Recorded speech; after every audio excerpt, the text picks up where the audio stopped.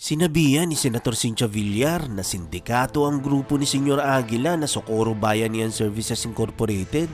Ito'y matapos niyang tanungin si DENR Secretary Loizaga kung naniniwala ba ito sa religious belief ng grupo ni Senyor Aguila na kalaunan ay tinaguri ang kulto. Dito direktang sinabi ni Villar na sindikato ang grupo ni Senyor Aguila at hindi ito religious group. Syndicate yan po. Yes, ma'am. Ako, pagtingin ko pa lang dyan, sindikato yan. Kasi kung ikaw religion, hindi mo aapihin yung mga tao. Ba't hindi binibigyan ng pera? Ako sanay na ako dyan eh. Kahit bigyan mo ng bahay yan, pag hindi mo binigyan ng pera, ayaw lumipat. So, bibigyan mo rin ng pera. Baka yun ang counterpart nyo. Tapos, ang NHA ang magpo-provide ng housing. Yung housing naman nila, pwede nilang upahan yun eh. Yung maghuhulog sila, 20 years.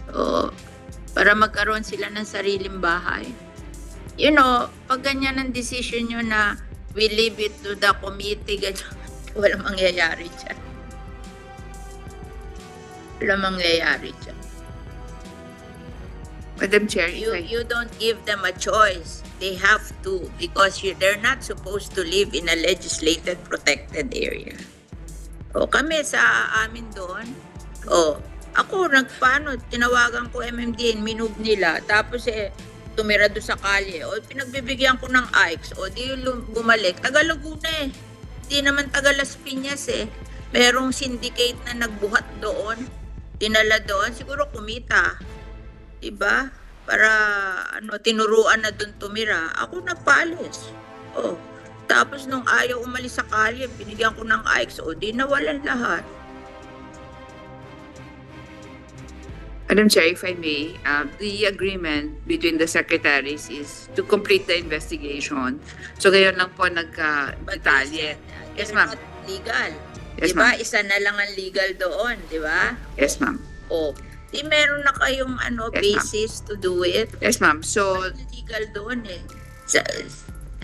nagkamali kayo na umenter, kaya lang umalis na rin yung mga inenteran nyo ng agreement. Iisa na lang natitira. So, lahat sila illegal.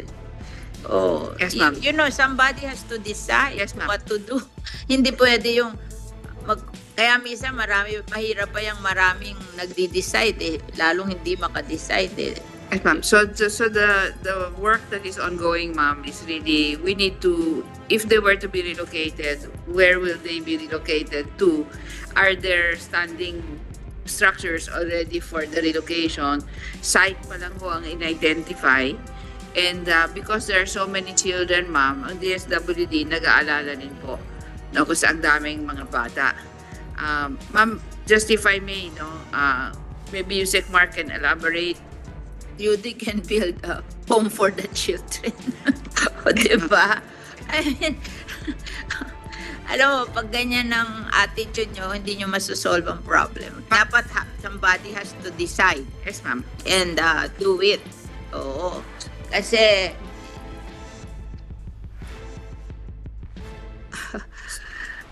so, ma'am, if I may, may isa rin problema socially, culturally. So, talaga pong may religious beliefs itong grupong ito. Somewhat. naniniwala kayo doon? Actually po, ito rin po yung reports na natatanggap po namin. So, what we're trying to do is from all sides, DSWD, DOJ, and DNR, and DILG.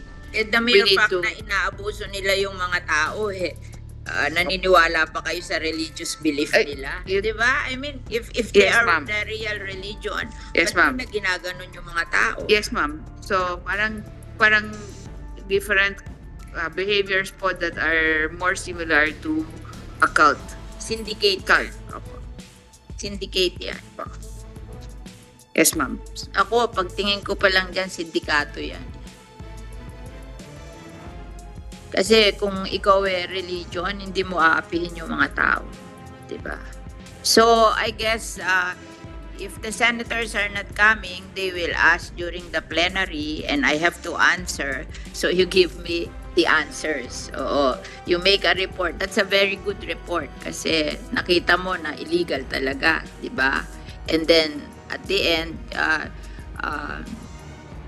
Secretary Loizaga, ano kayo kung ano gagawin nyo. Sabihin mo yan, report na yan, tapos isama mo what you're going to do in the future para at least may plano tayo. Huwag nyo sasabihin na undecisive tayo. Diba? Hindi, baka pagtawanan ako pag gano'n ang sagot ko. Oo. Dapat, pagkatapos ng report mo, which established na talagang illegal sila, isa na lang ang naandun, then, what will we do? They cannot stay there because that is a legislated protected area.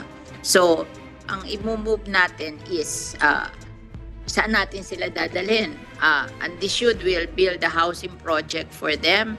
Then, the SWD will take care of the children. And then maybe you can provide financial assistance para pag-transfer nila. Hindi naman malaki yon. Ako, binigay ko lang Ike's 10,000 each. Binigyan ko yung pinaalis ko sa Las Piñas, Parañaque. Nangawala lahat pagbigay. Hindi ko bibigay 10,000 kung hindi kayo aalis dito sa kalye. Di nawalan lahat nang makuha yung 10,000.